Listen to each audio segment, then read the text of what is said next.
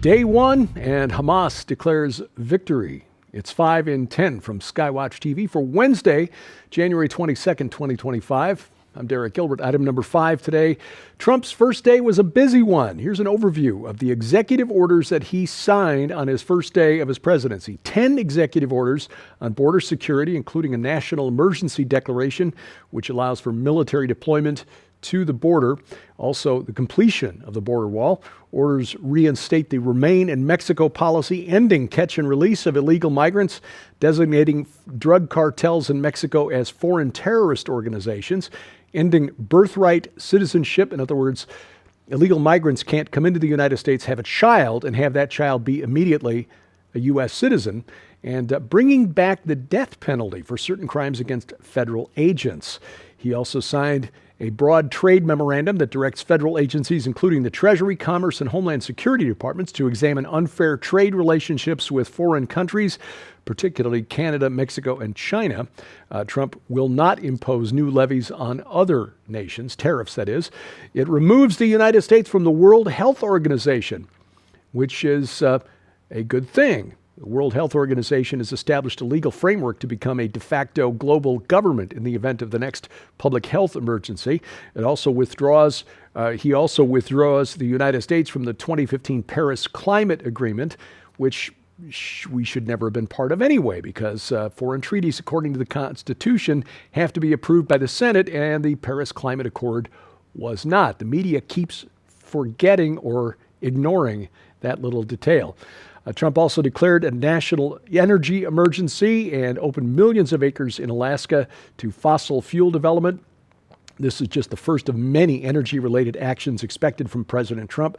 3 other orders reverse energy-related policies signed by Biden that provide regulatory authority for implementing many aspects of the 2022 Inflation Reduction Act, which essentially was admitted after the fact to be the backdoor way of implementing the Green New Deal.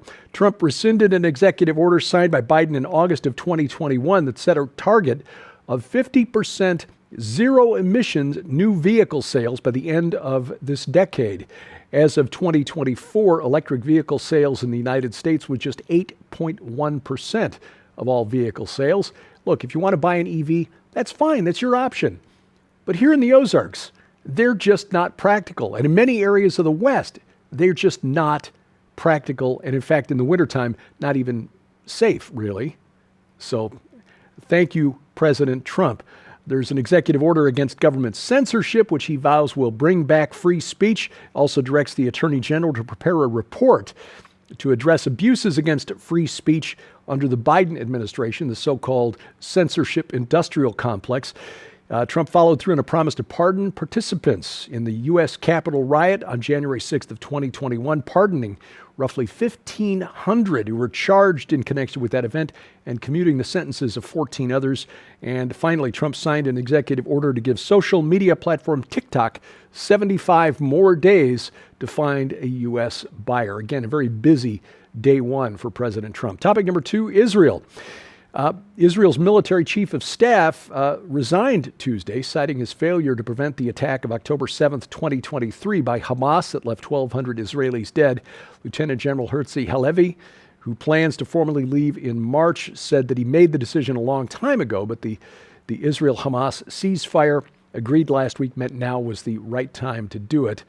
My responsibility, quoting from his statement, for the terrible failure accompanies me every day, every hour, and will for the rest of my life, end quote. The apparent security failures surrounding the 2023 attack has led to sharp criticism of Israel's military leadership. Our friends in Israel say that, yes, there have been reports that Israeli intelligence was aware of enhanced or increased activity by Hamas in the days and weeks leading up to October 7th, 2023, but that they didn't pass that along to Prime Minister Netanyahu. The deep state in Israel doesn't like him any better than America's deep state likes Donald Trump, and they only tell him what they think he needs to know. Topic number 3, Hamas.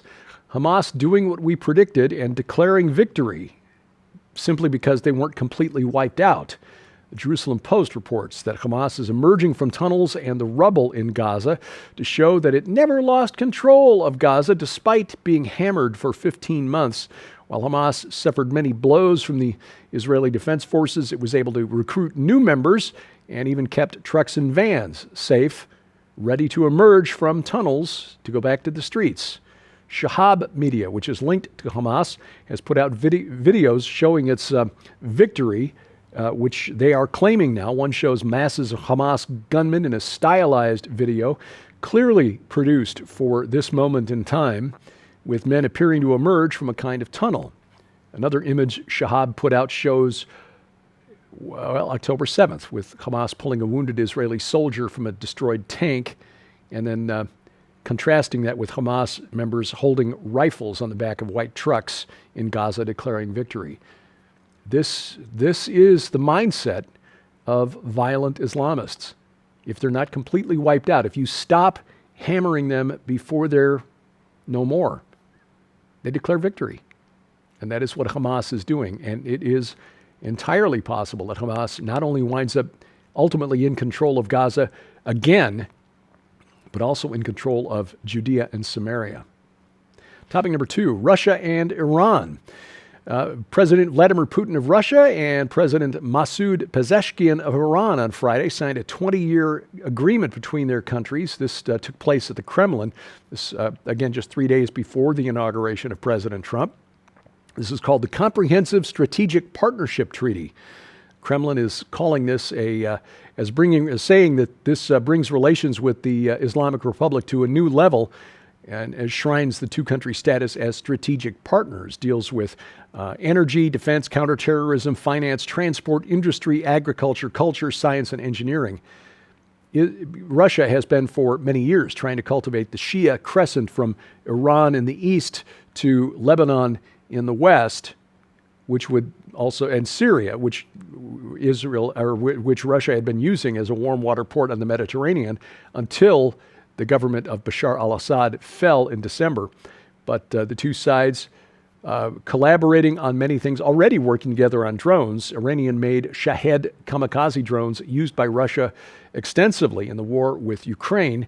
And Iran has set up a major UAV production facility on Russian soil at the invitation of the Putin government. Coming up, is there anything Donald Trump can't do? NBA edition. That and more as 5 and 10 continues straight ahead.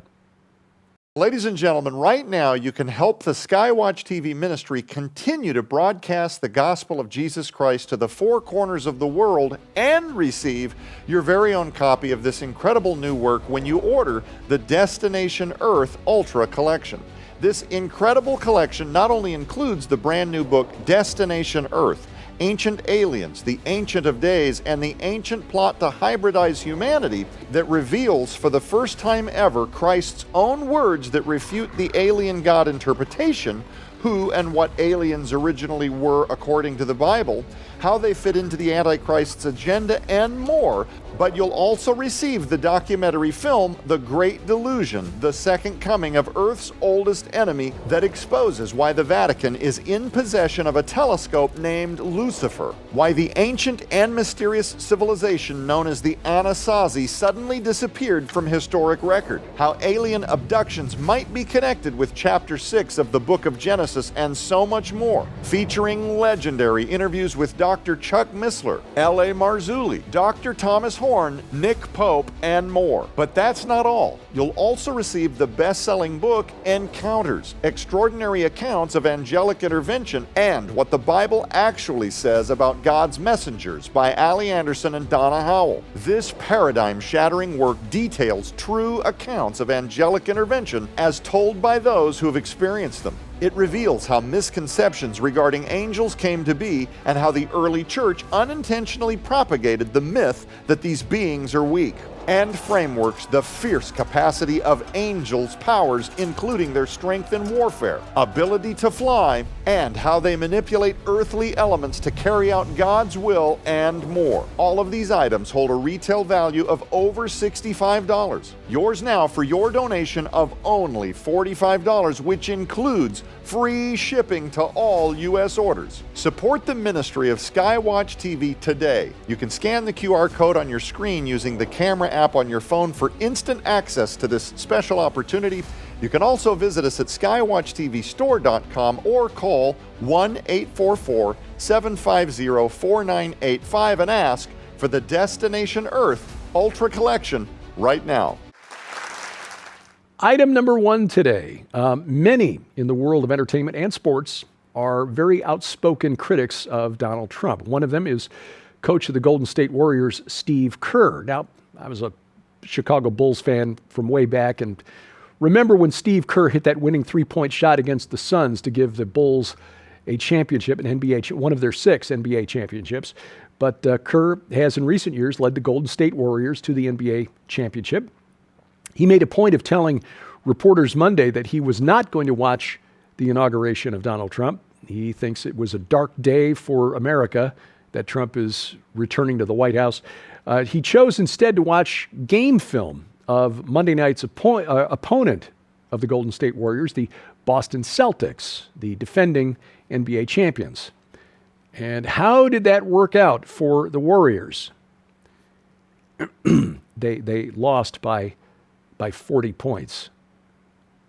If you're not an NBA fan, that is a take behind the woodshed and thrashed kind of defeat. Maybe if he'd watched the inauguration. This week on Skywatch TV, we continue our discussion of the new book, Destination Earth, which I'm honored to co-author with Donna Howell and Allie Anderson. We're talking about where the notion of ancient aliens came from, the idea that the gods of ancient Mesopotamia and the ancient world were simply space travelers from planet Nibiru. We talked a bit about that in last week's program. Nibiru, just a mistransliteration of the ancient city of Nippur, which was where the chief god of Mesopotamia's temple was located. It's also where Ezekiel got his vision of the wheels within wheels, the throne room of God. Yeah, God knew what he was doing. Anyway, this week we talk about the teachings of occultists Helena Blavatsky and Aleister Crowley and how that was filtered through the horror fiction of H.P. Lovecraft and then repackaged as archaeology by Eric von Daniken. It's true. Documented in the book, footnoted, sources cited, and we talk about it on this week's program on Skywatch TV, which you can watch right now at our website, skywatchtv.com. You can watch it over the air. Our broadcast schedule posted at skywatchtv.com/channels. You can also watch it on a set-top box. If you've got Roku, Amazon Fire TV, or Apple TV, make sure you've got the Skywatch TV channel installed. All of our video content comes right to your big screen there. You can watch it on the internet, youtube.com/@Skywatch Television, rumble.com/Skywatch TV, or you can bring it all into your smartphone or tablet, iOS, Android, Amazon, Kindle Fire. It bypasses the gatekeepers of big tech that way, comes right to you, and the mobile app's got additional features as well. And we've got links to their app stores at our website, skywatchtv.com/app. If you donated to Skywatch TV in 2024, first of all, thank you, because your support makes it possible for us to keep bringing messages that are, not often heard in churches. And this is no slight at pastors. We are blessed to be able to do this kind of research full time. And pastors are often burdened with other responsibilities that don't allow them to do this kind of digging. But if you're waiting on a receipt from Skywatch TV for IRS purposes, check your email, because that's how we're sending them out this year, just to save on the postage. Thankfully, it would be rather substantial if we sent it out via U.S. Postal Service, and we are thankful for that. So we're trying something different this year. Again, if you donated to Skywatch TV in 2024, check your email for your receipt from Skywatch TV. And if you got questions or if you don't see it within the next couple of weeks, please get in touch with us. You can go to the Contact Us link at skywatchtv.com. skywatchtv.com. You follow us online, 5 in 10, at YouTube. We are at 5 in 10. Please subscribe, share, click the bell for notifications, hit the like button, and also follow us on X, formerly Twitter, at 5_in_10. And thank you for watching. As we keep watch, I'm Derek Gilbert. This is 5 in 10 from Skywatch TV.